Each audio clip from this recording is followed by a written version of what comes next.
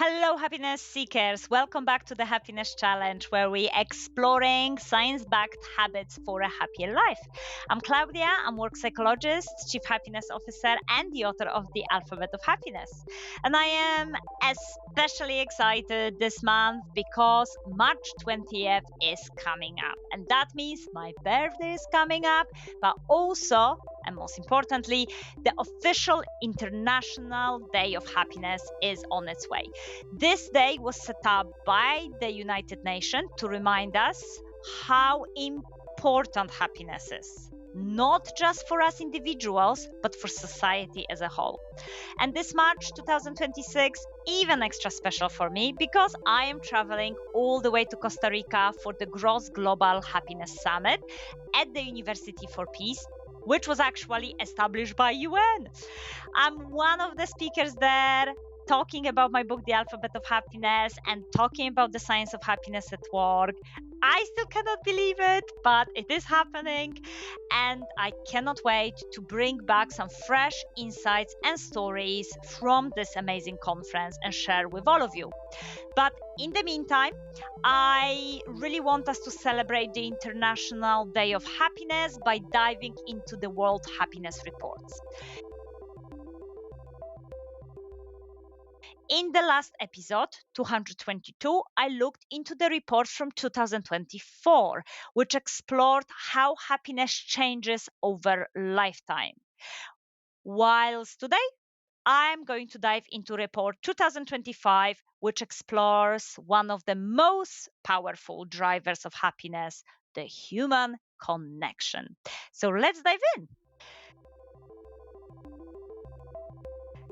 Very quickly, as a reminder, the World Happiness Report is absolutely the leading publication on global well-being. It blends insights from over 140 countries with lots of experts' analysis from top researchers across various fields. It's published annually by the University of Oxford's Wellbeing Research Centre in partnership with Gallup and the UN Sustainable Development Solutions Network. The mission of the report is to really spread the knowledge needed to foster greater happiness. And the reports are absolutely epic. They're very in depth, over 250 pages every time, but they are so important and so insightful. And when we think about what makes life meaningful, what comes to mind? Well, friends, family, colleagues, even kind strangers that we meet along the way. And 2025 World Happiness Report really puts a spotlight on this. It's showing that caring and sharing aren't just nice extras. They are absolutely essential for our well-being, and the report is showing us lots of data to support that. So the first thing that might surprise you that is stressed in the report is that kindness is way more common than we think. So the report very clearly shows that most of us underestimate how likely people are to do something nice, like return a lost wallet, like lend us their phone to make an emergency phone call, like help us to get somewhere or lend us money for a ticket. The world is actually a lot more generous than we assume. And I really think, now this is my personal opinion rather than something that has been researched in the report. I think the reason for that is mainstream news. Because when we watch mainstream news, we actually just see everything that humans are failing at. So I really think that in order to know that the world is a kind place, we do need to look out for positive stories and share them. Reading publications, my favorite, like Fix the News, is so important for us to understand that, yes, world is a kind place. And this is really important because The second thing that the report found is that happiness isn't just about how kind people actually are, it's how kind we believe they are. So, this is a really big aspect about our mindset. It is all about our perception. So, on one hand, we underestimating how kind we think people are. On the second side, if we don't believe people are kind, we are less happy. So, again, the best thing to really concentrate here on is do spot the random acts of kindness around you. Do read about stories and factual information when people changing the world in a positive way. Do engage in those random acts of kindness, change the society for good, challenge people who think the world is an unkind place. So here is my actually favorite part of the report. There is an entire chapter dedicated to sharing meals with other people. I mean, hey, what a topic. Who doesn't love good food and good company, right?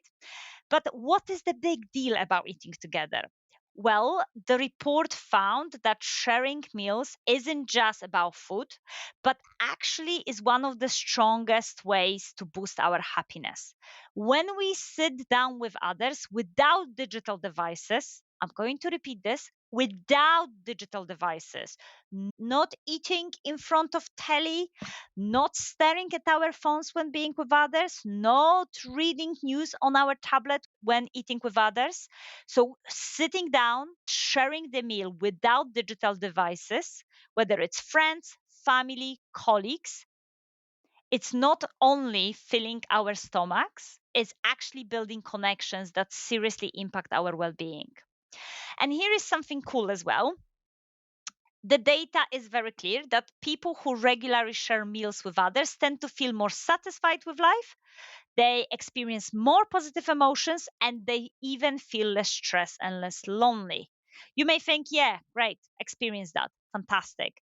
And get this, sharing meals is actually a better predictor of happiness than how much money you make. And that is huge, right? That is huge. Now, what's also very interesting is that the report also pointed out that some places are better at this than others. Like Latin America are leading the way in meal sharing. They are a pro at that. But UK is much farther down the list. Much farther down the list. People tend to eat on their own. People tend to eat with digital devices around them. So, really, maybe it's time for us to catch up, UK. Now, sharing meals together is also very important because report highlights one really big issue that is rising. That is, we cannot ignore the fact that loneliness is on the rise, especially for young adults. So, this idea of coming together, sharing meals is so important. And especially if we role model it as an older generation, we can truly impact younger generation to do it more often and have it as habits. Now, the hopeful news when it comes to loneliness, especially in younger adults, is also that is the fact that many of us actually underestimate the support that is actually there. So, if you are feeling isolated, if you are feeling at times lonely, reach out to someone you haven't spoken to in a while, join a group activity. Chances are people are more willing to connect than you think. Okay, so on the basis of this report from 2025, I would love you to pick one way to connect with people every day. Maybe it's sending a message of appreciation to someone, maybe it's making time to eat with someone, doesn't have to be anything fancy, or maybe it is reaching out to someone you haven't spoken to in a while. Now, notice how these moments make you feel and also pay attention how the people you connect with respond.